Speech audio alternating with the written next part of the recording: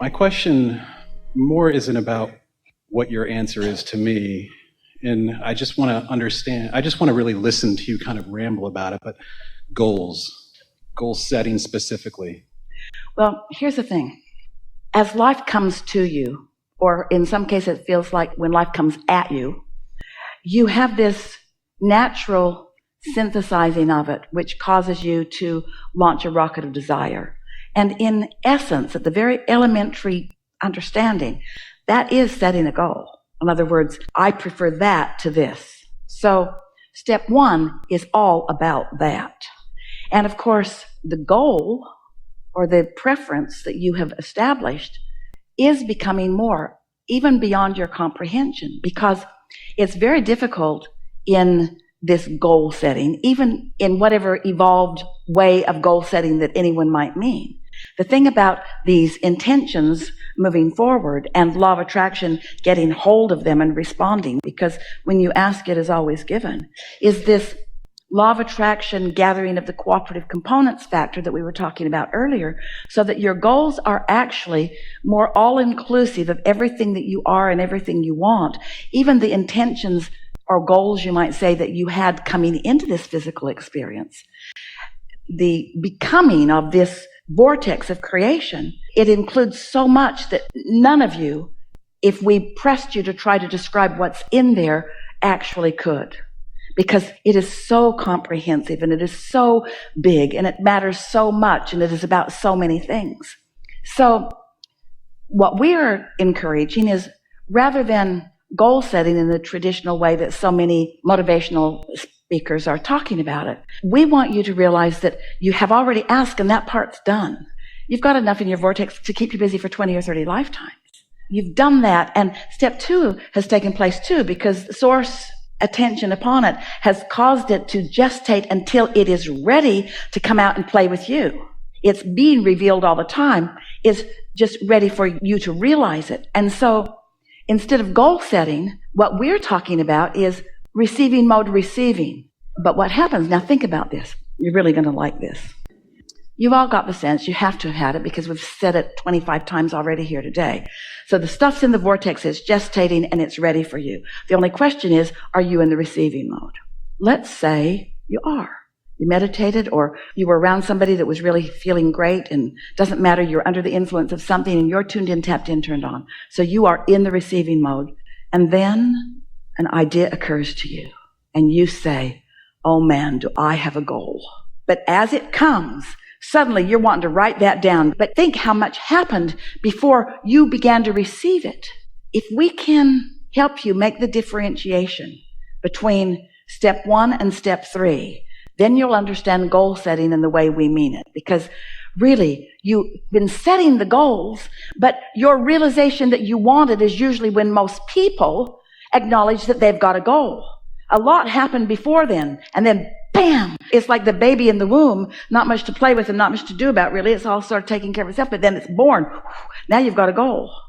And so as that vibration turns to the thought and you have these impulses about what you want, that is so delicious. But where it goes screwy with people is that as the desire comes into their realization, they get too involved in how it's going to happen, when it's going to happen, where it's going to be, who's going to bring it. And they introduce a lot of questions to which they don't have answers, and then they lose their connection to it.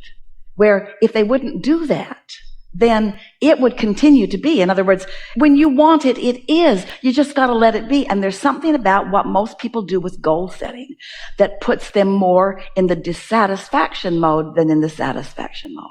Because so often setting the goal causes them to measure where they are in relationship to the goal, which means they're looking on the void or the absence or the gap between, where your inner being is never looking on the absence of the goal. Your inner being is looking at the fullness of it and inspiring you to the activities that make it fuller and fuller and fuller and fuller and fuller. So words are just words, and they don't matter very much. And maybe some people are using the word goal and they mean something different than what we have just implied. I think more professionally, I get caught up in, not necessarily caught up, but I love the way that you speak about goals and about setting intentions for your life. And the way that professionally I've been shown is the correct way, or the correct way to some sort of success, is to write them down and to go through this process of saying, I want to be here in 5 years. I want to be there in 10 years.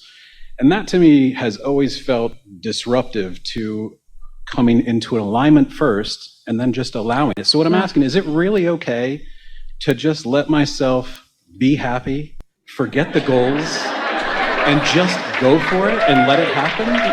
Yes. But this is why. We want to clarify something that you said. Is it really all right for me to just be happy and forget the goals? And we're going to take a little issue with that because your inner being didn't forget them. And when you think about them, you're usually contradicting them. Did you hear that differentiation? We're not teaching you to give up on your desires. You can't. We're teaching you to let your desires manifest. And there's something about keeping score, keeping track of where you are that doesn't let them manifest because it keeps activating where you are, which is the opposite of what's in the process of becoming. Oh, you have helped us. You have hit right upon the thing that trips humans up. The reality of what is prevents you from moving into more satisfying reality. What is way too compelling to you. You measure it, you compare it, you talk about it, you pigeonhole it, you insure it, you do all those things with what is, and it prevents you from the journey into the more and the more and the more. When you think about what you want and why you want it, you're usually in a much more allowing place than when you think about how you're going to get it and when it's going to come and who's going to bring it and that sort of thing. Now, there's something else that you said. We're really happy to have this conversation. This matters. If you've been listening to us for a while, you may have listened to us in environments like this or read books that we've written as we've offered everything that we could find in the moment that would cause you to be more allowing. That's always our intention, to get you to be more allowing of what you're asking for. Every process that we've ever written, and there are lots of them, are about you getting into a place where you're allowing what you're asking for more. Today, we're not talking so much about those processes where I want this and I don't want this, so I'll just make myself think about this. Well, usually, when you mean to think about this, you're thinking about this, because whatever's the most active within you is what you're going to think about. So we've written lots of processes to help you move that.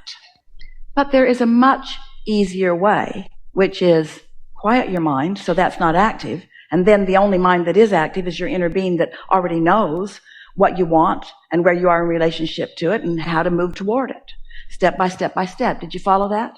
Your inner being knows.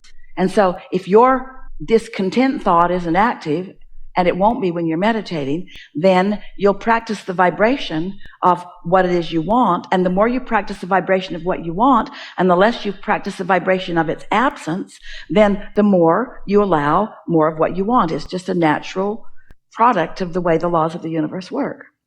However, once you are in alignment with who you are, thinking about it in greater detail is so satisfying.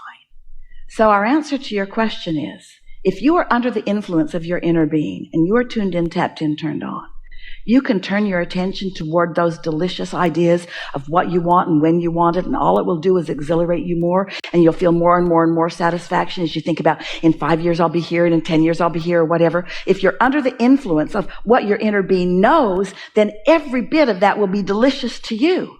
But if you're under the influence of not having enough and you're setting those goals, then the exact opposite happens. Ooh. All right. So I've said something really, really big here, and that is know what you're under the influence of.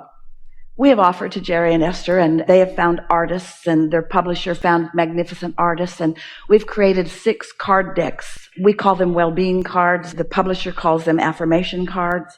And we've been saying for a long time, when you affirm from inside the vortex, it's such a good idea. When you affirm from outside the vortex, it just digs you into your hole deeper.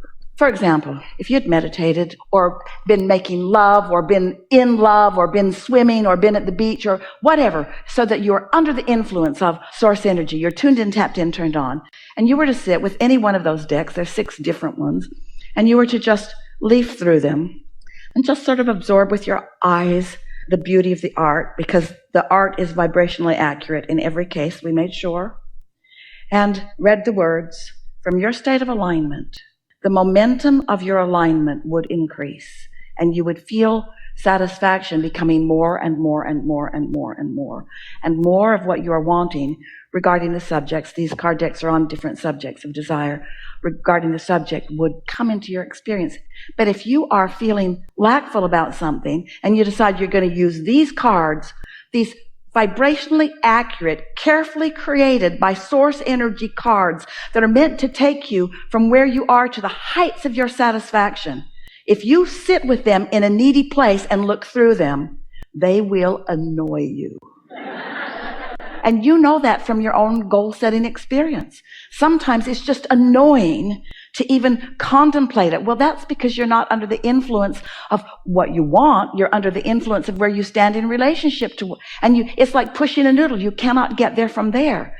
It's attraction, attraction, attraction, attraction. So doesn't that follow? If this is all about the law of attraction, that as I reach for satisfaction, then I attract more satisfaction. And as I attract more satisfaction, then I attract more satisfaction until I'm in the receiving mode where I have impulses about all things.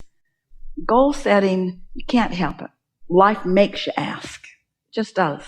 And we're not ever asking you to give up on anything that you've asked. We're not asking you to let go of your goals. We're asking you to let go of your resistance to your goals. And in some cases, that means you can't think about that subject because you've practiced that subject so solidly that when that subject comes up, that's right where you go. But when you start asking yourself, little by little, is this a satisfying thought? Is this a satisfying thought? When you think about something that you've been goal setting about, and you think about how it will feel to be there, and the whole thought feels satisfying, you just relax into it and it feels so good. Makes you smile, even puts ripples on your skin a little bit, that feeling of enthusiasm. You know that what's happened is you've just joined your inner being's perspective about how you're doing. And the more of that you do, not only the better you feel, but the greater the momentum will be and the faster the unfolding will be toward those things. And after a while, you'll reach a place where you won't be gauging the distance between where you are and where you're wanting to be, because you'll have this clear understanding that there's always going to be something more for you, that no matter where you're standing, there is more. And it is moving toward the more vibrationally that is the exhilaration of life. And yes, the things will follow. But someday, we are certain that we will meet with you, maybe even some of you who are actually sitting here in this room, and we will be having de-manifestation seminars, because the things that you think you want for the satisfaction are just the excuse you use to get into the mode of satisfaction. It's the feeling of source energy flowing through you and the entire universe responding to your clear focus that is the life that you want to live. And yes, dollars will follow, and magnificent things will follow, and wonderful experiences will follow, and freedom will follow, and all the things that you've incrementally been asking for will follow. So it's like this. You're ready for this. Maybe you are and maybe you're not, but we're ready for you to be ready for this, so we're going to offer it to you anyway. Some of you are ready for this. So, details of life. Put specific details into your vortex. Let's say car, house, girl, children, whatever it is. In. So then cooperative components are gathered and it becomes more, and perhaps even not recognizable. Doesn't matter to you though, because you're not specifically trying to make this happen and this happen and this happen. Life's caused it to happen. Abraham, is it really true that I can simply just feel good and that is enough? Yeah, so that's what you're doing. You're feeling good, you're feeling satisfaction, your vortex has been building and ideas are flowing to you. Now, every one of those details that you put in, that you can't maybe feel because you can't comprehend the way they've morphed and what they've become, but they're all in there. As thoughts begin occurring to you and you begin following the trail, the specifics of every single thing you put in there is going to weave itself in to the satisfaction that you're living as it begins to unfold. But if you are so determined that that is going to instantly become that, then you're going to miss all of this and all of this and all of this and all of this, and those little pieces are not as satisfying as they could be. In fact, if you could get there at all. That was pretty heavy duty. We're going to give you another statement that will help you understand what we just said. If this time-space reality has the wherewithal to inspire a desire, this time-space reality has the wherewithal to deliver the goods. So if a specific thing has caused you to create a specific desire, you're going to feel the extraordinary magnificence of the specifics of that. and it's going to surprise and delight you when it comes.